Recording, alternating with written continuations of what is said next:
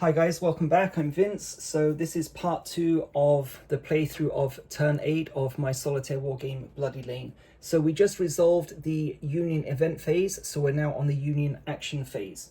Union actions are determined here. Roll 1d6, 1 to 4 is a move, possible charge if they're in attack position number 4, 5 to 6 is a volley, possibly with a sharpshooter action as well. So how we resolve it is we look at attack track A, then B, then C, and we resolve the action for the foremost counter. So attack track A, there is no Union counter. Attack track B, the foremost and the only Union counter is the 14th Connecticut. However, they have a cohesion of 1, so they automatically resolve the crouch and reform action. So these guys are kneeling down, lying down, taking as cover as best they can, returning a little bit of fire, but effectively they're combat ineffective. Does that make sense? They're ineffective as a combat unit. So what they're going to attempt to do is restore some kind of order. So we're going to make a cohesion check. Roll 1d6. If the result is 1, they will regain 1 point of cohesion. 2, 3, 4, 5, 6 is a failure. So 1d6 and we get a 3. So that's a failure. So they remain with the crouch, with the crouch token attached and a cohesion of 1. Okay, and we'll go into more detail during the Confederate action phase because I'm going to have to attack them. Okay, so the foremost counter on attack track C is 108th New York. So we're now going to roll 1d6. 1 to 4 is a march, and 5 or 6 is a volley. So 6 is a volley. There's a smoke token, -1. Range is -2. They have a cohesion of 2, so it's going to be -1. So we won't bother rolling the dice because obviously that's going to be a failure. Foremost Union counter on attack track D is the 5th Maryland. So 1d6, 1 to 4 is march, 5 to 6 is a volley, 6 again is a volley. Okay, so again, they've got a cohesion of 2, -1 for the smoke, -1 for range, so they can't, no point resolving the attack. There are no other modifiers. Okay, after resolving the action for the foremost Union counters on each track, we then automatically move any Union counter in a rear attack position. So the only counter is the 130th Pennsylvania. However, because the 5th Maryland didn't move forward, the 130th is stuck in position, so they're not going to move. And that concludes the Union action phase. Next, then, is the remove exposed tokens phase. No exposed tokens. Where's an exposed token? So an exposed token looks like that if I resolve the exposed fire action, but nothing to remove. Okay, so it's turn 8, so Union deployment phase. Union deployment table is down here. It's indicated here on the turn tracker, but let me just get a copy. Okay, so again, for people who are new, I'm going to roll 1d6. Okay, we're on attack, we're on wave 3. So 1, 2, 3, 4, 5, 6 is going to give us the column, and then we're going to take a look at which entry attack positions the various regiments will deploy into. So let's roll 1d6. Okay, we get a 4,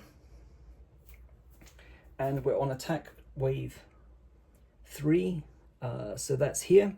So the 8th Ohio, attack track B, 14th Indiana, C, 7th West Virginia, D, 132nd Pennsylvania, E.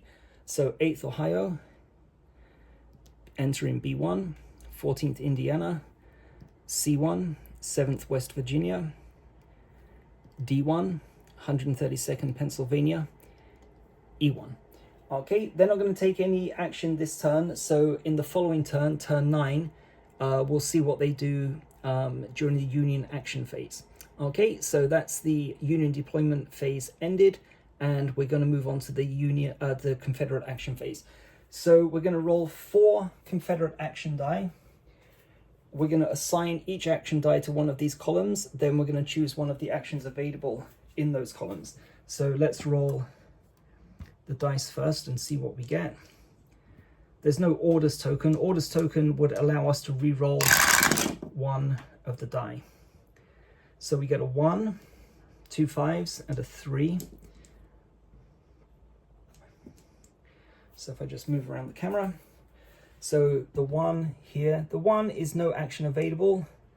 The 5s give us the choice of fire or reload, and the 3 gives us the choice of inspire or fire.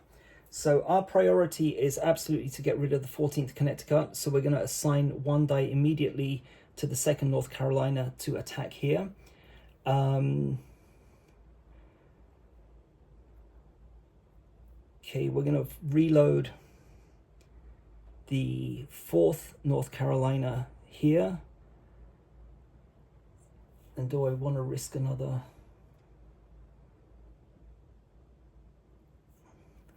I guess we're going to have to. Okay, so we're going to do an inspire action for the 14th North Carolina. So let's resolve this one first. So the attack. So 2nd North Carolina is going to attack the 14th Connecticut. There's a -1 modifier for smoke. So from 5 down to 4.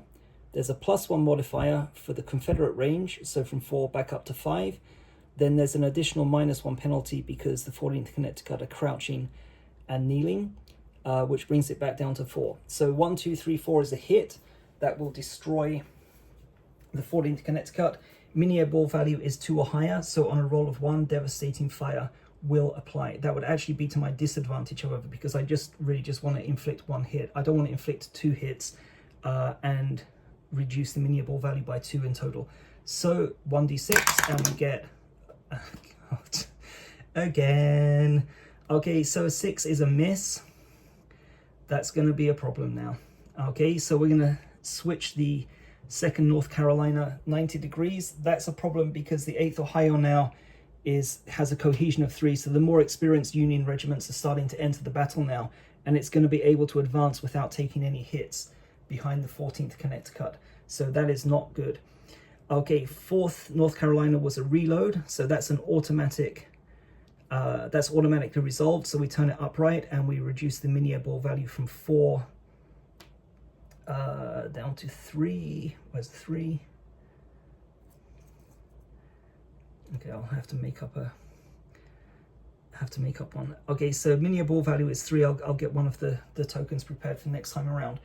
And the other one is an inspire. So 14th North Carolina, cohesion of 3. So 1, 2, or 3 unmodified is going to be a success. Cohesion will go back up to 4. 4, 5, 6 is a failure, and we get again a 4. Yeah, this is not looking good, guys. Okay, so that failed. So 14th North Carolina remains with a cohesion of 3, and that concludes the Confederate action phase. Okay, end of turn phase. So we remove smoke and or crouch tokens, which I'm going to explain. The smoke token is automatically removed, so that's not there for the following turn. If the 14th Connecticut had made their cohesion check and it had returned to a cohesion of 2, the crouch token now would be removed. However, because the cohesion remains at 1, the 14th Connecticut is still lying down, kneeling down, so the crouch token remains attached, and it will be applicable in the following turn, which will be turn 9. And that's that for turn 8. Not really a very good turn from my point of view. We're going to mark it off here, and we'll come back and go through turn 9 in the following video. So thanks a lot for watching, and I'll see you next time.